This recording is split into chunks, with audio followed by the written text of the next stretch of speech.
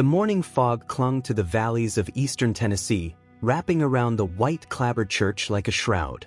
Rebecca Coleman stood on scaffolding inside the small sanctuary, her eyes aching from hours of close examination under the portable LED lights she had set up throughout the space. Outside, the November wind rattled the old windows, but inside, the air was still and heavy with the smell of old wood, mineral spirits, and the faint mustiness that came with buildings approaching their 150th year. The Church of the Shepherd's Rest sat on a hillside overlooking the town of Granger's Mill, population 800 and declining. The church had been built in 1868 by freed slaves and sympathetic white families, a symbol of hope in the chaotic years following the Civil War. For more than a century, it had served as the spiritual heart of the small African-American community that had taken root in this corner of the Appalachian Mountains, a community that had largely dispersed over the decades as economic opportunities drew people to cities like Knoxville and Atlanta. Now the church building was being converted into a community heritage center, and Rebecca had been hired to restore the sanctuary's crowning glory, a large pastoral mural that covered the entire wall behind where the pulpit had once stood. The mural depicted a shepherd tending his flock in rolling green hills, a visual representation of the church's name and mission.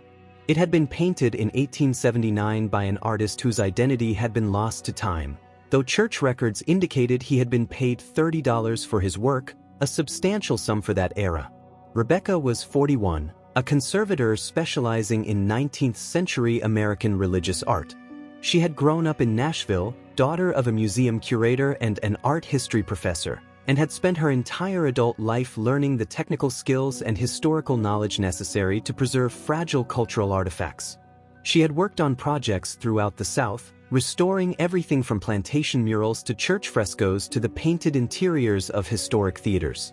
Each project was a puzzle, requiring her to understand not just the art itself but the materials and techniques used to create it, the environmental factors that had caused deterioration, and the historical context that gave the work its meaning. This particular restoration had presented unusual challenges from the start.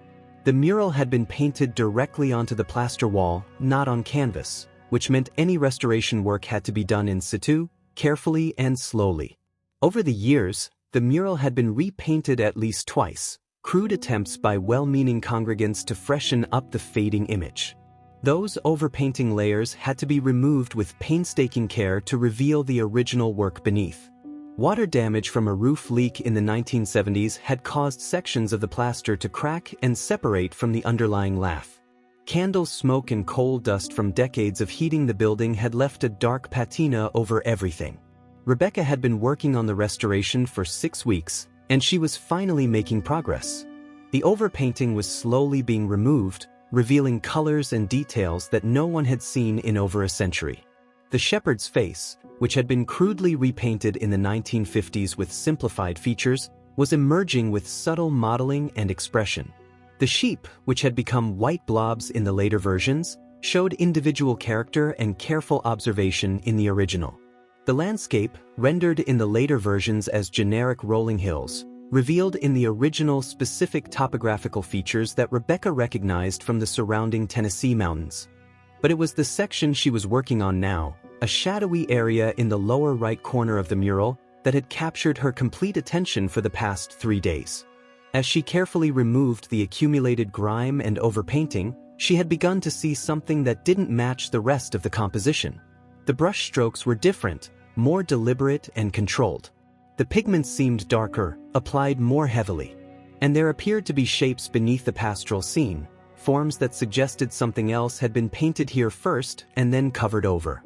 Rebecca mixed a fresh batch of cleaning solution, carefully calibrated to remove surface dirt without damaging the original paint beneath.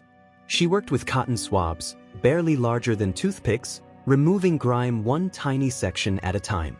The process was tedious beyond belief, requiring complete concentration and a steady hand. But Rebecca had learned long ago that restoration work was meditation, a practice of patience that couldn't be rushed. As she worked, the shapes beneath became clearer. They were letters, she realized with growing excitement. Words, painted in dark pigment and then deliberately covered over with the landscape scene.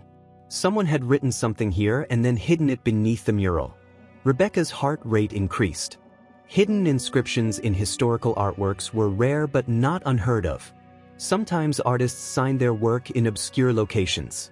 Sometimes they left messages, dates, or personal notes. Each discovery was a small window into the past, a direct communication across time. She worked faster now, carefully but urgently, wanting to see what had been hidden. The fog outside had lifted, and pale November sunlight streamed through the church's tall windows, illuminating the dust motes that floated in the still air. Rebecca was alone in the building, the renovation committee having given her complete access so she could work without interruption. The only sounds were her own breathing, the occasional creak of old wood settling, and the distant cry of a hawk circling over the valley. After another hour of painstaking work, the inscription was fully visible. It was written in careful, formal script, the kind taught in 19th century schools, each letter precisely formed. The words read, "He was never free. Remember Isaac Thornton. His labor built this church, but his chains were never broken. The Lord sees all debts. 1879. Rebecca sat back on her scaffolding, stunned. The inscription was clear and deliberate, placed here intentionally and then hidden, preserved beneath layers of paint like a time capsule waiting to be opened. Someone had wanted this message to endure, had believed it was important enough to incorporate into the church's most prominent artwork, but had also felt compelled to conceal it. The contradiction was haunting. She photographed the inscription carefully, taking shots from multiple angles under different lighting conditions. Then she climbed down from the scaffolding and pulled out her laptop, immediately beginning to search for information about Isaac Thornton. The name meant nothing to her, but the message suggested someone whose story needed to be told, someone whose experience of freedom after the Civil War had been complicated or incomplete. The afternoon passed as Rebecca dove into research, her restoration work temporarily forgotten.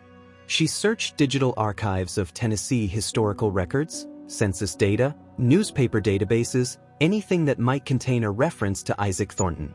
The name was common enough that she found dozens of men with that name living in Tennessee in the late 19th century, but none in Granger's Mill or the immediate surrounding area. She was about to give up for the day when she found a reference in a ledger book from the Granger Mill General Store, digitized as part of a project by the local historical society. The ledger covered the years 1875 to 1882, and it contained a running account for Isaac Thornton, listing purchases of basic supplies: flour, cornmeal, salt, tobacco, cloth. The account showed steady accumulation of debt, the balance growing month by month despite regular payments. By 1879, Isaac Thornton owed the store $67, a crushing sum for a laborer in that era. Rebecca sat back, a sick feeling growing in her stomach. She knew about debt peonage, the system that had trapped many formerly enslaved people and poor whites in the post-Civil War South. Unable to own land or access credit through normal means, they had borrowed from stores or employers for basic necessities, then found themselves unable to repay the debt. State laws made it illegal to leave employment while owing money, effectively creating a form of bondage that, while technically different from slavery, had many of the same practical effects. People were trapped, working to pay off debts that only grew larger through inflated prices and interest charges, unable to leave or seek better opportunities. The sun was setting, painting the church's interior in shades of orange and gold. Rebecca turned on her work lights, the harsh LEDs banishing the soft evening glow. She looked at the inscription again, the words seeming to carry more weight now that she understood the context. He was never free. The phrase took on layers of meaning. Isaac Thornton had been legally free, emancipated by the 13th Amendment in 1865. But economic chains had replaced legal ones, and those chains had been, in their own way, just as binding.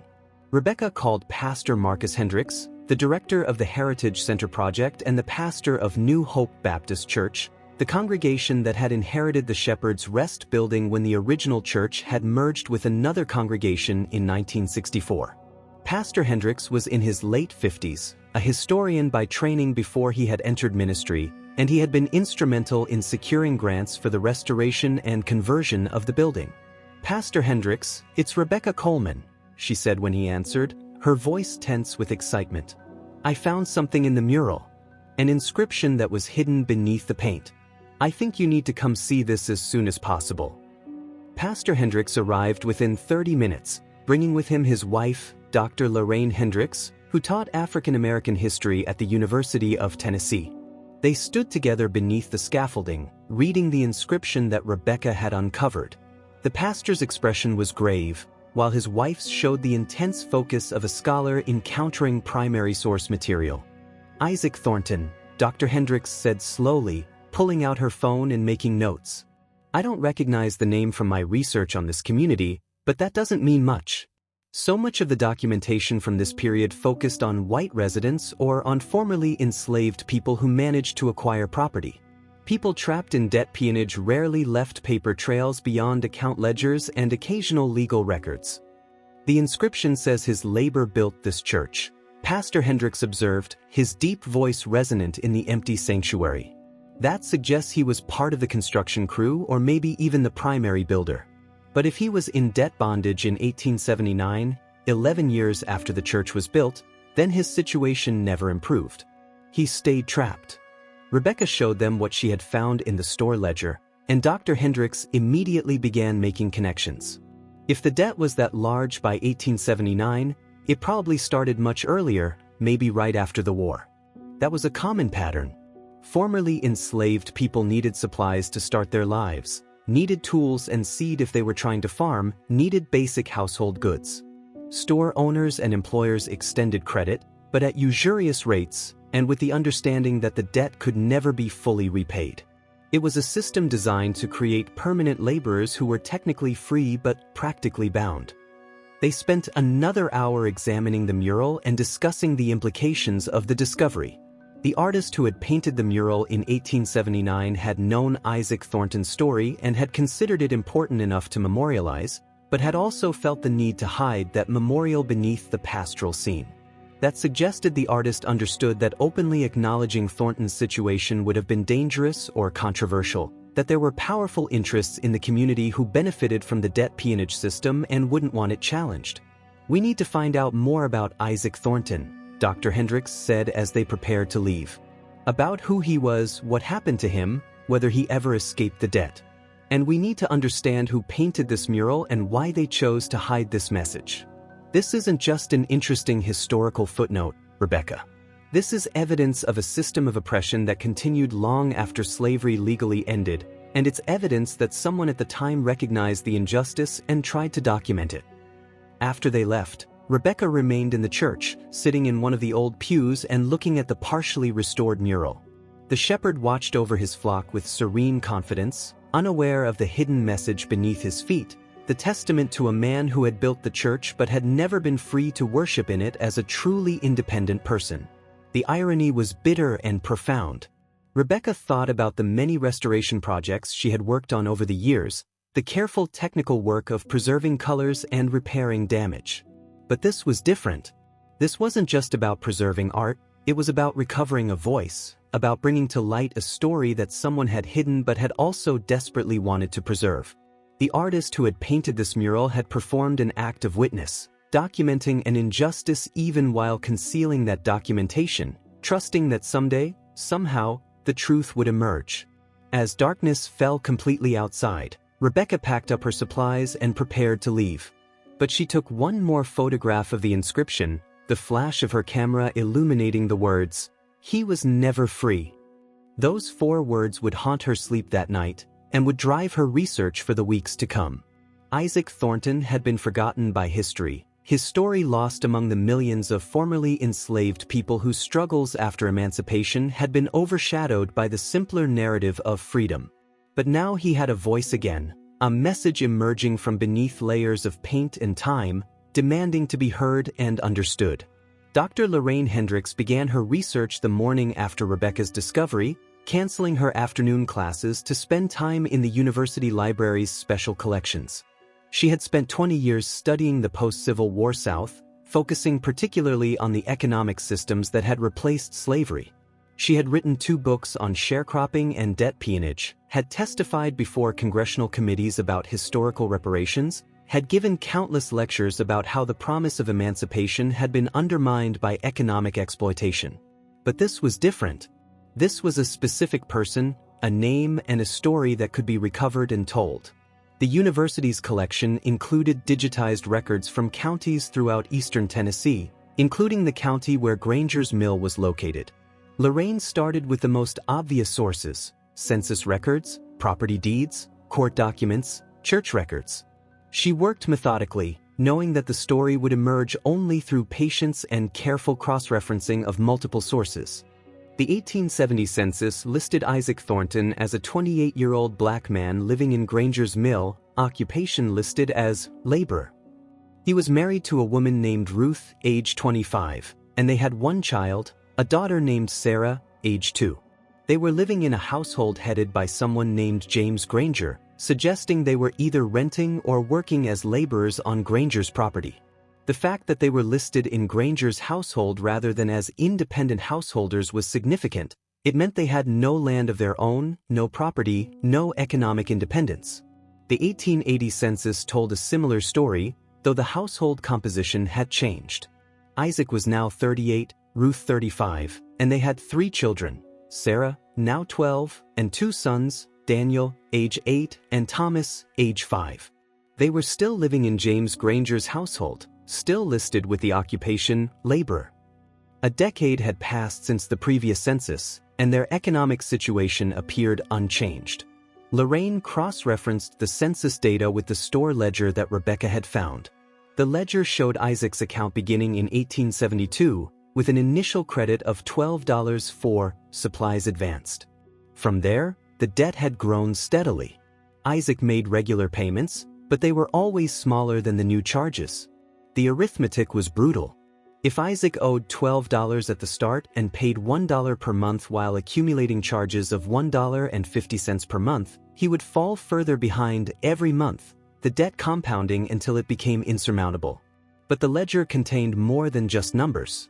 In the margins, in the same careful handwriting that recorded the transactions, there were occasional notes.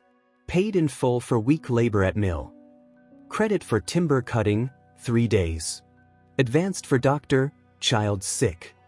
These marginal notes told a story of a family constantly on the edge, working hard but never able to get ahead, needing credit for emergencies, trapped in a cycle of debt that made true freedom impossible. Lorraine found more evidence in the county court records.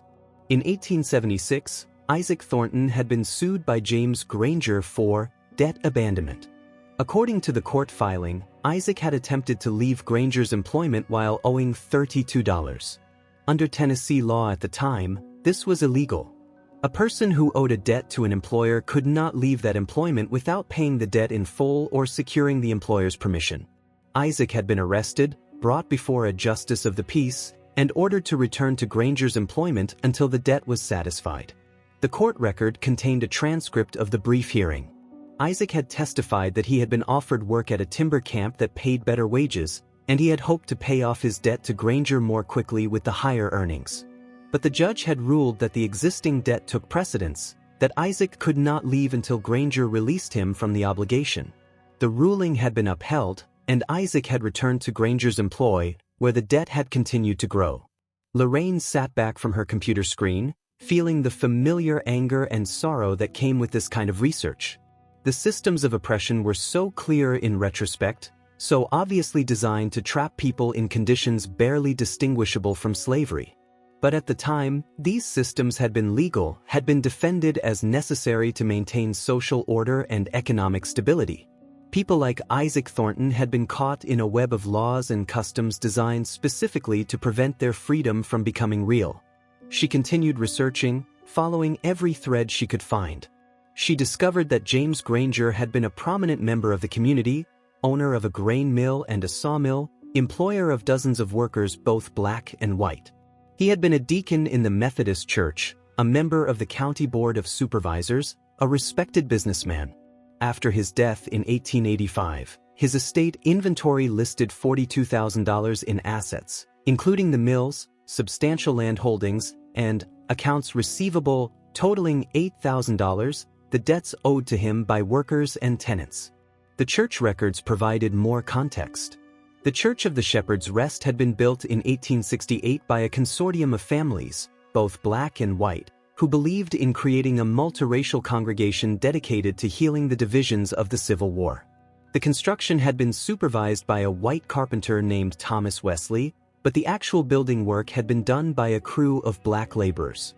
The church records didn't list the names of the laborers, but they did note that local men experienced in construction had done the work at fair wages. Lorraine found Thomas Wesley's name in several other sources.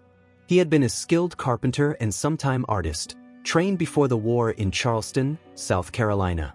He had moved to Tennessee in 1867, possibly fleeing his own complicated past in South Carolina. He had worked throughout the region, building houses and churches, and he had a reputation for fair dealing with both black and white workers. In 1879, he had been commissioned to paint the mural in the Church of the Shepherd's Rest, his only known work as an artist. The pieces were coming together. Thomas Wesley had painted the mural, and Thomas Wesley had known Isaac Thornton, probably had worked with him during the church's construction. Wesley had witnessed Thornton's situation, had understood that despite legal emancipation, economic bondage kept Thornton trapped. And Wesley had chosen to document this injustice in the only way available to him, by hiding a memorial within his artwork, a message that would endure long after the people involved were gone. Lorraine called Rebecca that evening, sharing what she had learned. Rebecca listened intently, making notes, her respect for the hidden inscription growing as she understood the full context of its creation. "So Wesley knew Thornton personally," Rebecca said, thinking through the implications. "And he felt strongly enough about Thornton's situation to take the risk of memorializing it. That's extraordinary." In 1879, criticizing the debt peonage system could have serious consequences. Wesley depended on commissions from people like James Granger. Speaking out could have destroyed his livelihood. "That's why he hid it," Lorraine confirmed. He couldn't openly challenge the system, but he also couldn't let Isaac's story be completely forgotten. So he found a middle way, documenting the truth but concealing it, trusting that eventually someone would uncover the message. They discussed next steps. Lorraine wanted to keep digging, to find out what had ultimately happened to Isaac Thornton and his family. Rebecca wanted to know if there were any other hidden elements in the mural, other messages or symbols that Wesley might have incorporated. And they both wanted to find out if Isaac or Ruth or their children had left any direct testimony, any letters or documents that captured their own voices rather than just the traces they had left in official records. Over the next 2 weeks, Lorraine continued her research with increasing intensity. She found Isaac's death certificate, dated March 1891. He had died at age 49 of lung fever, likely pneumonia, still living in James Granger's household, still working as a laborer. The death certificate listed no property, no estate to be settled. He had died as he had lived since emancipation, in debt and dependent. But Ruth had outlived him, and Ruth's story took an unexpected turn. In 1893, 2 years after Isaac's death, Ruth Thornton purchased a small plot of land on the edge of Granger's Mill, 3 acres with a small cabin. The deed was recorded in the county courthouse, marked as paid in full, $40 in cash. Lorraine stared at that record for a long time, trying to understand how Ruth had managed to accumulate $40, enough to buy property, when her husband had been trapped in debt for decades. The answer came from an unlikely source, a local newspaper, the Granger's Mill Gazette. In October 1892, the paper carried a brief notice. Mrs. Ruth Thornton, widow of the late Isaac Thornton, has established a laundry service and will take in washing from respectable families. Inquire at the Granger property. Ruth had found a way to earn money independently, to work for multiple customers rather than being bound to a single employer. Washing clothes was brutal work, requiring hauling water, heating it over fires, scrubbing heavy wet fabric for hours. But it was work that Ruth could control, that couldn't trap her in the same kind of debt system that had bound her husband. Lorraine found more newspaper notices over the following months. Ruth Thornton's laundry service gained a reputation for quality and reliability. She expanded her customer base. She saved her money. And in 1893, she purchased her freedom in the most tangible way possible, by buying land, by establishing a physical place that belonged to her and her children, that no one could take away as long as she paid the minimal property taxes. The 1900 census showed Ruth Thornton, now 55 years old, listed as head of household, occupation laundress, owning her home free and clear. Living with her was her daughter Sarah, now 32, unmarried, occupation teacher. The two sons, Daniel and Thomas, had apparently left home, though Lorraine found Daniel listed in the 1900 census for Knoxville, working as a railroad porter, and Thomas in Chicago, occupation listed as clerk. The family had scattered but had survived. More than survived, they had achieved the independence that Isaac had never known. Sarah's occupation particularly caught Lorraine's attention. A black woman teaching in Tennessee in 1900 would have faced enormous challenges, but she had gotten an education somehow, had qualified to teach, was passing knowledge to the next generation. That was its own form of freedom, breaking cycles of ignorance and dependence. Lorraine shared all of this with Rebecca and Pastor Hendricks in a meeting at the church. They sat in the sanctuary, surrounded by the ongoing restoration work, talking about Isaac Thornton and his family, about the systems that had trapped him and the resilience that had allowed his wife and children to eventually break free. "We need to tell this story," Pastor Hendricks said firmly. "The Heritage Center needs to make this a central part of its mission. Not just preserving the building, but recovering and sharing the stories of the people who built it and worshipped in it. Isaac's story, Ruth's story, Sarah's story, these are the narratives that bring history alive, that make it relevant to contemporary struggles." Rebecca had been thinking about the mural and how to proceed with the restoration. "I think we should leave the inscription visible," she said. Thomas Wesley hid it for his own reasons, because in 1879 it wasn't safe to openly challenge the debt peonage system. But we don't have those constraints now. We can honor both Wesley's artistic vision and his social conscience by preserving the pastoral scene but making the inscription visible, creating a layered artwork that tells multiple stories simultaneously. They discussed the technical and aesthetic challenges of this approach, but eventually agreed it was the right decision. The mural would be restored to show both the peaceful shepherd scene and the hidden inscription, a visual representation of the gap between appearance and reality, between the promise of freedom and the lived experience of economic bondage. The breakthrough in understanding Isaac Thornton's personal experience came from an unexpected source. 3 weeks after the inscription was discovered, Rebecca received an email from a woman named Patricia Thornton Hayes, a retired librarian living in Atlanta. Patricia had seen a news article about the mural restoration and the discovery of the inscription about Isaac Thornton. She believed Isaac might be her great-great-grandfather, and she had documents that could help tell his story. Rebecca immediately forwarded the email to Dr. Hendricks, and within 2 days, they had arranged a meeting. Patricia drove up from Atlanta, bringing with her a cardboard box filled with family papers that had been passed down through generations. She was 72, elegant and precise in her manner, a woman who had spent her career organizing information and who brought that same care to preserving her family history. They met in the conference room at Pastor Hendricks's church, spreading the documents across a large table. Patricia explained that she was descended from Sarah Thornton, the daughter who had become a teacher. Sarah had never married, but she had devoted herself to preserving her family's history, keeping letters and documents, writing down stories told by her mother Ruth, creating a record that had been passed down to Patricia. The most significant document in the box was a journal, small and worn, with a leather cover that had cracked with age.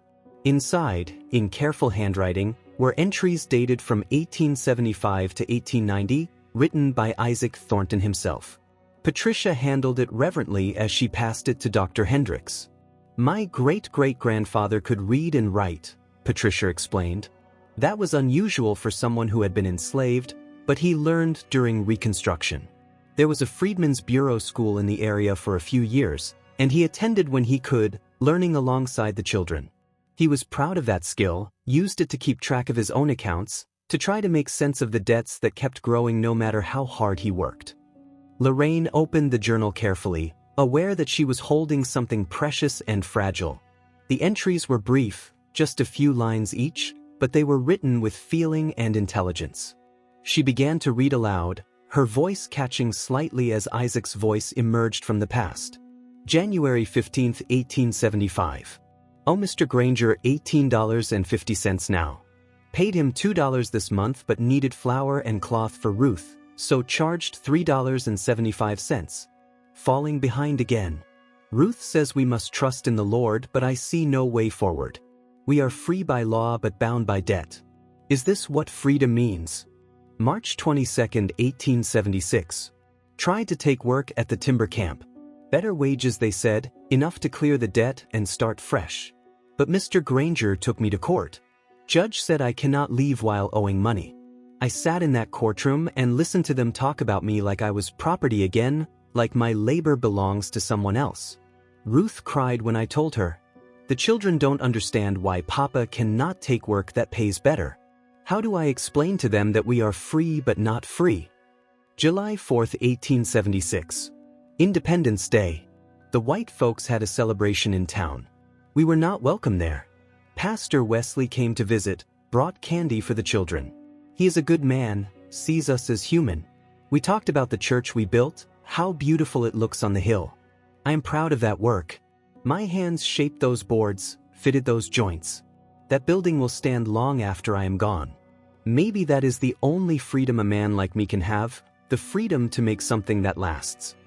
The entries continued, a record of grinding poverty and stubborn endurance.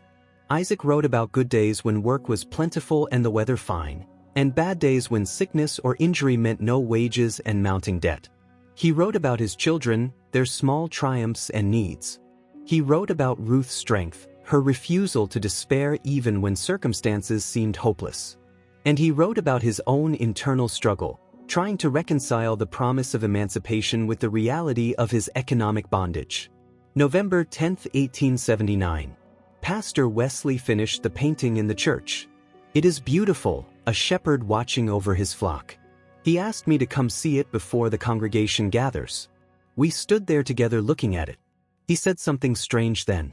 He said my story matters, that someday people will know what it was like for men like me who were told we were free but never got to live as free men. I didn't understand what he meant. But he had tears in his eyes when he spoke. He is bearing witness, he said. I remember those words. Bearing witness. Rebecca felt tears streaming down her own face as she listened to the entries. This was what she had hoped to find, the direct voice of Isaac Thornton, not filtered through official records or other people's accounts, but his own words expressing his own experience. The journal transformed everything, made Isaac a real person with thoughts and feelings, not just a name in a ledger or on a hidden inscription.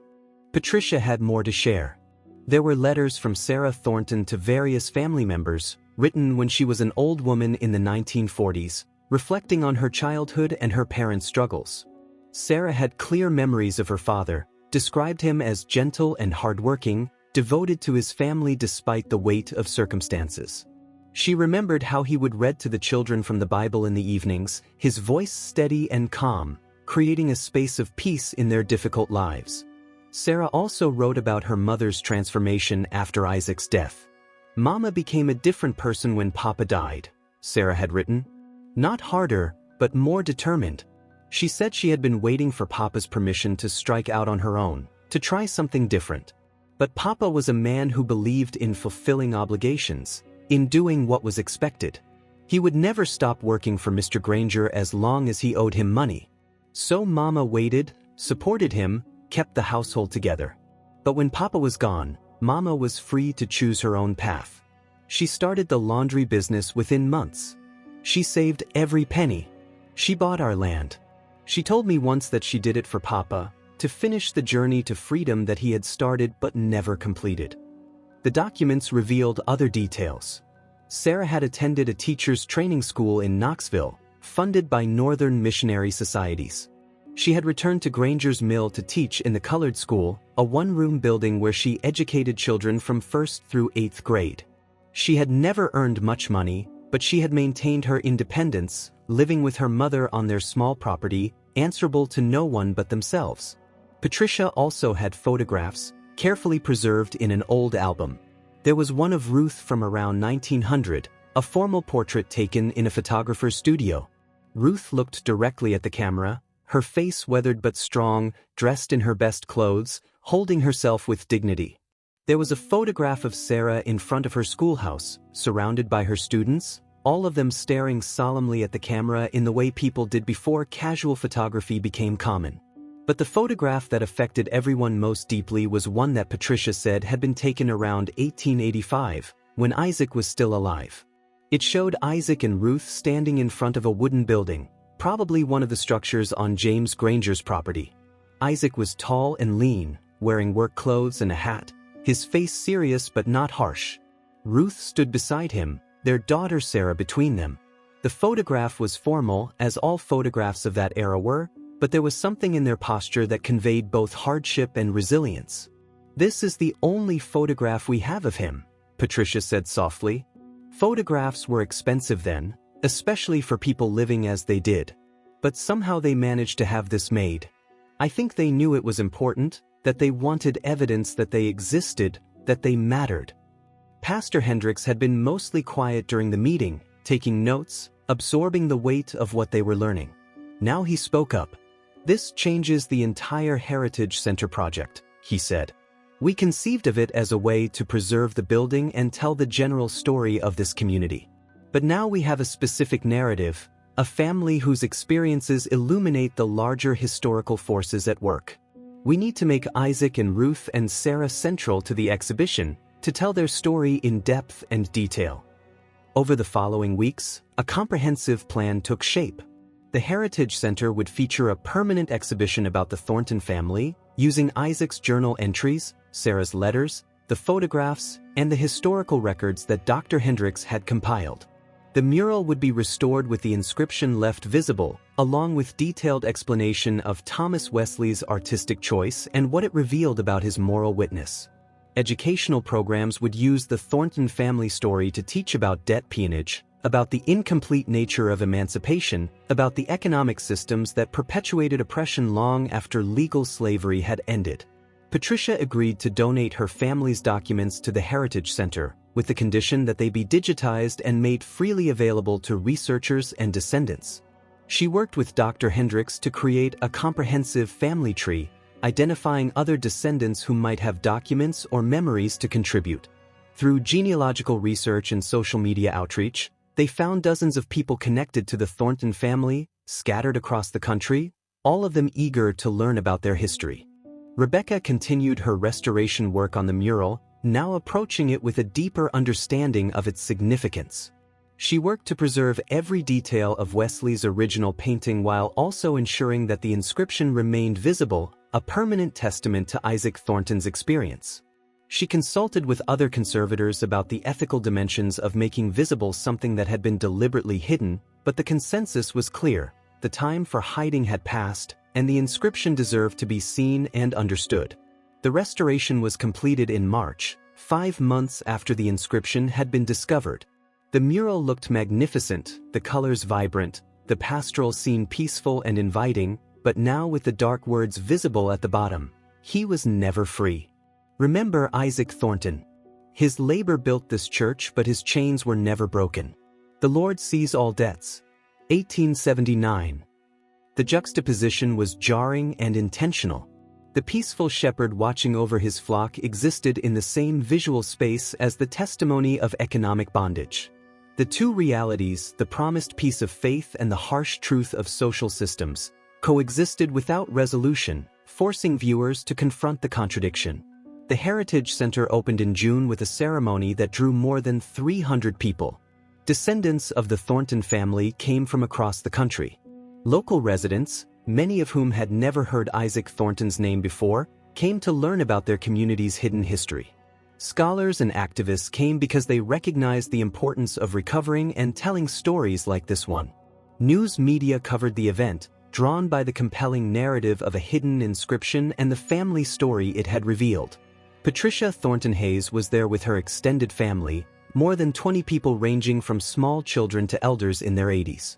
They stood together in the sanctuary, looking at the mural and the inscription, at the photographs and documents displayed throughout the space, at the visible evidence that their ancestor had mattered, that his story had been preserved and was now being told.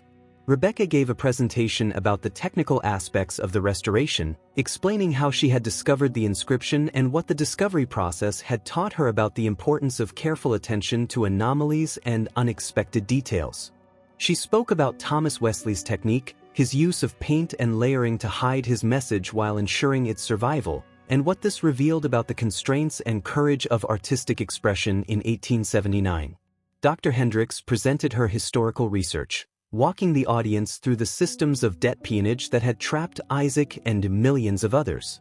She explained the legal and economic structures that had made this possible, the ways that supposedly free labor had been coerced and controlled through debt. She connected the historical systems to contemporary issues of predatory lending, wage theft, and economic exploitation, showing how the legacy of debt peonage continued to affect communities today. But the most powerful moment came when Patricia read selections from Isaac's journal. Standing in the restored sanctuary, in the building that her great-great-grandfather had helped construct, she spoke his words in a clear, steady voice. February 18, 1880. Oh, Mr. Granger, $71 now. More than 2 years of wages. We'll never be able to pay it off. Ruth tells me not to lose hope, but I am tired. So tired. Not tired in body, though the work is hard. Tired in spirit. Tired of running a race where the finish line keeps moving further away. Tired of being told I am free when I am not free to leave, not free to choose my work, not free to build a life for my family. But I keep working. For Ruth. For the children. For the hope that maybe their lives will be different.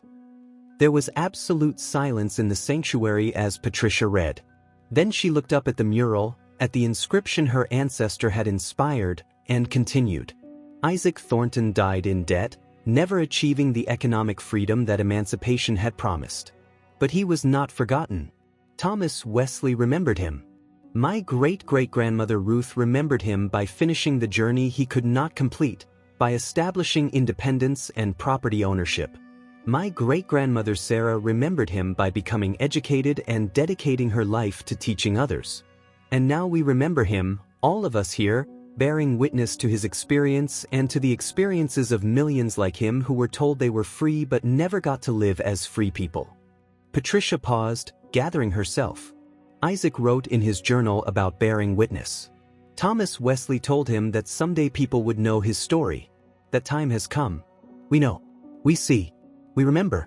And we commit ourselves to ensuring that the systems that trapped Isaac and others like him are recognized for what they were: extensions of slavery by economic means, violations of the promise of freedom.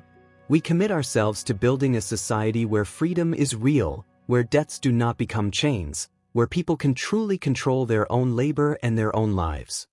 The ceremony included a blessing of the building by Pastor Hendricks and several other local clergy.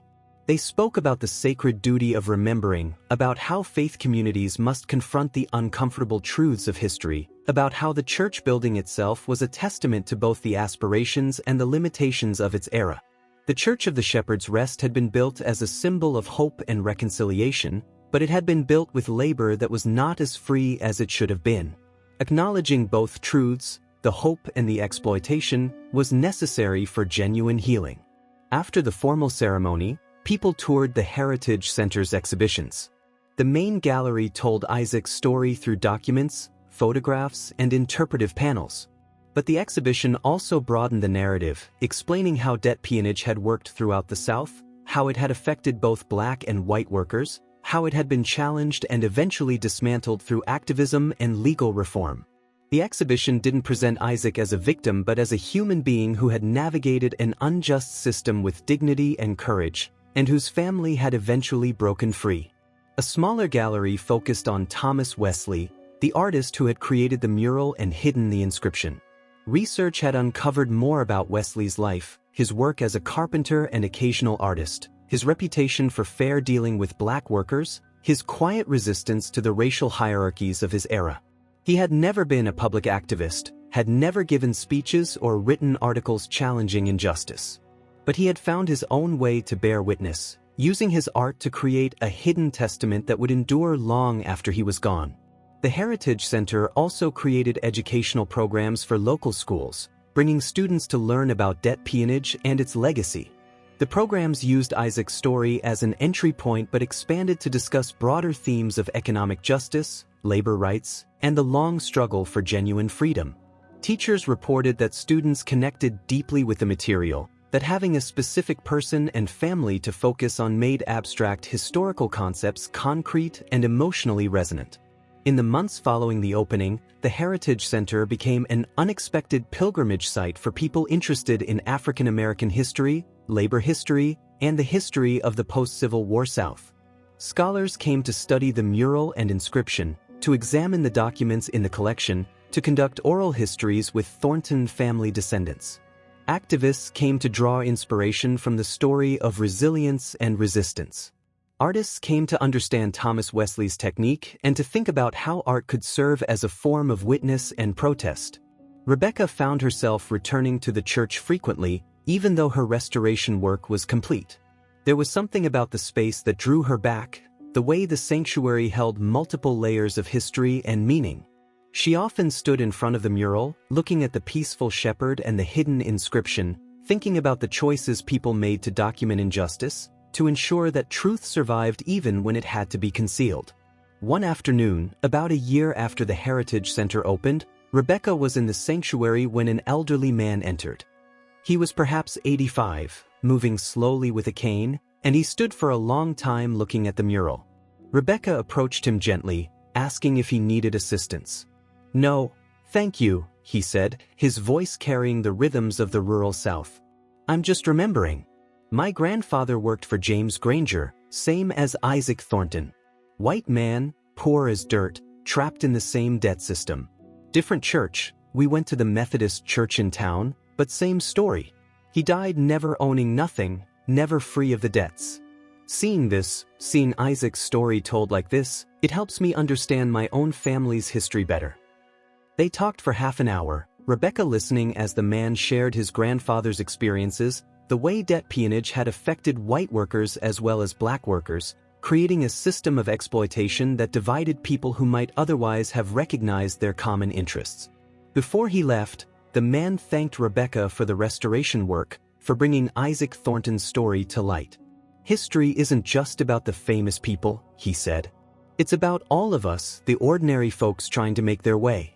Isaac Thornton was ordinary, but his story matters. It helps us understand how we got here, what we're still fighting against. Thank you for caring enough to uncover it." Dr. Hendricks published a scholarly article about Isaac Thornton and the debt peonage system, and it was widely cited in academic literature. She was invited to present at conferences, to consult on museum exhibitions, to advise on curriculum development. The Thornton family story became a case study used in history classes, law schools, and social work programs. Isaac's journal entries were quoted in books and articles, his voice contributing to the historical record in ways that would have astonished him. Patricia and other Thornton descendants became active in genealogical research and historical preservation. They worked to identify other families affected by debt peonage, to recover their stories and ensure they were documented. They partnered with historical societies and archives to digitize records and make them accessible. The work of recovering hidden histories became a family mission, a way of honoring Isaac's experience by ensuring that others like him were not forgotten. The mural itself became iconic, reproduced in history textbooks and museum catalogs, featured in documentaries and news articles. The image of the peaceful shepherd with the dark inscription beneath became a symbol for the gap between promise and reality, for the way that official narratives often concealed harsh truths. Artists created works inspired by the mural, exploring themes of hidden histories and delayed justice. But perhaps the most meaningful impact was local and personal. In Granger's Mill, the Heritage Center became a source of community pride and identity. Young people who had been planning to leave for opportunities in cities chose to stay, inspired by the example of Sarah Thornton, who had returned to teach in her community. Local churches and civic organizations began examining their own histories, asking difficult questions about who had been excluded or exploited, working to create a more complete and honest understanding of their past. The property that Ruth Thornton had purchased in 1893, the 3 acres that represented her hard-won freedom, was still in the family. Patricia's cousin owned it now, and he maintained it as a small memorial park open to the public, with markers explaining the property's significance. Visitors could stand on the land that Ruth had bought with her own earnings, the land that represented the completion of Isaac's interrupted journey to freedom, and they could think about what freedom meant, what it had cost, and what still needed to be done to make it real for everyone. 5 years after the Heritage Center opened, a ceremony was held to dedicate a historical marker in the town's main square. The marker told Isaac Thornton's story in brief, acknowledging his labor in building the church, his entrapment in debt peonage, and his family's eventual achievement of independence.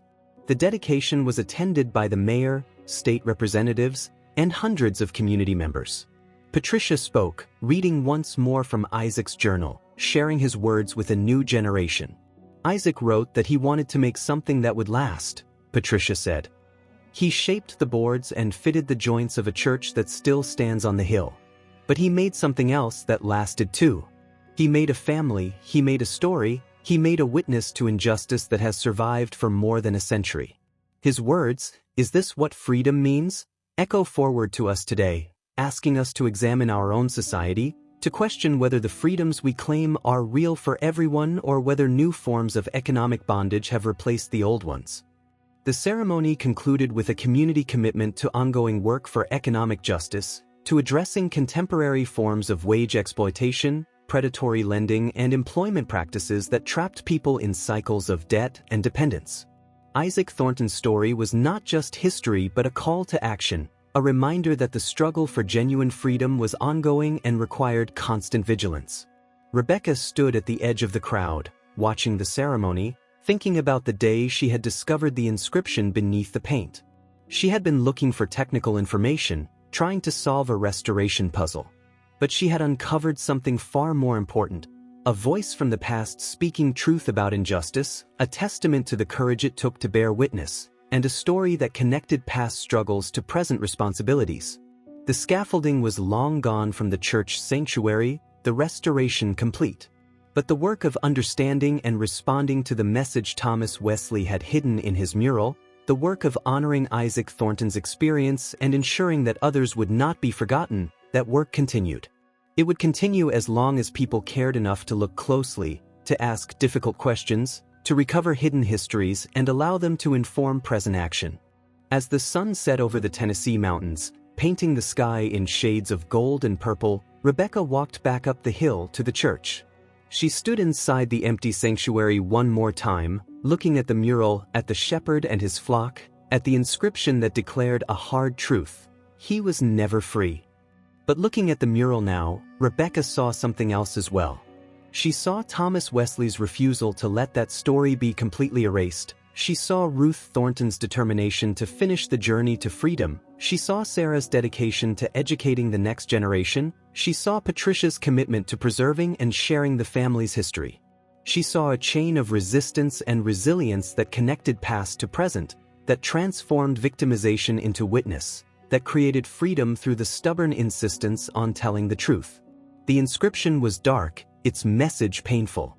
But it had survived, had been uncovered, had been understood and honored. And in that survival and recovery, there was hope, a testament to the power of bearing witness, of refusing to forget, of connecting historical struggles to contemporary responsibilities. Isaac Thornton had not been free in the way that freedom should mean. But his story was free now, liberated from silence and concealment, speaking across time to anyone willing to listen, asking the question that still needed to be answered: is this what freedom means? And demanding that each generation do the work of making freedom real for all people, not just a promise but a lived reality.